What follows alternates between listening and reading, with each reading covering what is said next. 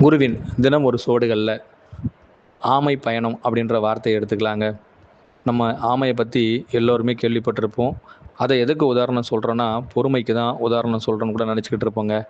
ஏன்னா அதனுடைய நகரும் தன்மையை வச்சு தான் இன்றைய நாளில் எல்லாருமே அந்த ஐம்புலனை அடக்கிறது, இல்லைன்னா அதனுடைய நகரும் தன்மை, அதனுடைய ஓட்டம் எல்லாமே எதை வச்சு சொல்கிறாங்கன்றதுக்கு அதை பொறுமைன்ற வார்த்தை குறிப்பிட்டிருக்காங்கங்க.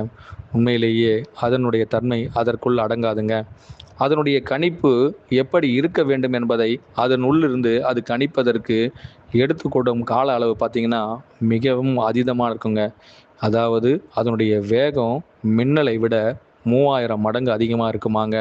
ஒரு ஆமையின் அதீத திறன், அதனுடைய எண்ணம், அதனுடைய ஒளியின் தன்மை, அதனுடைய உணர்வின் ஆற்றல் சுமார் 3000 மடங்கு அதிகமாக இருக்குமாங்க. அப்போது அதனுடைய காரணகர்த்தாவா அது எங்கிருந்து அது இயக்குகின்றது என்பதை மட்டும் கணிக்க தான் அந்த பொறுமைங்கிற ஒரே ஒரு விஷயத்திற்கு அந்த நிதானங்கிற வார்த்தைக்குள்ள அது முழுமையாக தன்னை மையப்படுத்திக்குமாங்க. மையப்படுத்த எடுத்துக்கிற நேரம் மட்டும்தான் மிகவும் பொறுமைங்கிறதோடு இருக்குன்னா, ஆனால் அது கணிக்கும் நேரம் இதுவரை யாராலும் எந்த அளவிலும் ஓட முடியாத அளவுக்கு, பயணிக்க முடியாத அளவுக்கு அதிவேகமாக இருக்குமாங்க.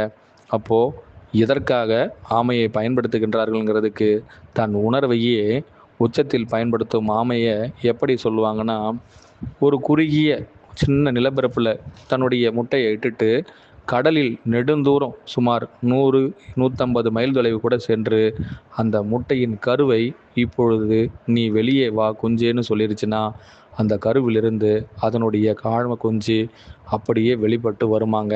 அப்போது அதனுடைய அதீத வேகம் இங்கே எப்படி இருக்குங்கிறதுக்கு எல்லோருமே தன்னை அறிய தனக்குள் ஏற்படும் மாற்றத்திற்கு பொறுமைங்கிற வார்த்தையில் அவர்களின் வேகம் அங்கு அதீதமாய் இருக்க வேண்டுமெனில் அவர்களின் எண்ணமும் ஒருமித்த கருத்தும் உள்நோக்கிய பார்வையும் முழுமை அடையும் பொழுது அவர்கள் பொறுமை என்ற அர்த்தத்திற்கு அதிவேகம் என்ற வார்த்தையை கூட குறிப்பிட்டிருலாங்க. நிச்சயிக்கப்பட்டபடி நான் மிகவும் ஆமையாய் இருக்கின்றேன். என் ஆமைக்குள் மறு ஓமைக்குள் எதை நான் செலுத்த ஆசைப்பட்டேனோ அது என்னிலிருந்து 3000 மடங்கு உச்சத்தை அடையுமானால் நான் பொறுமையின் உச்சன். இதுவே என் தலையங்கம். அனைவருக்கும் குருவே சரணம், குருவடி சரணம், திருவடி போற்றிங்க.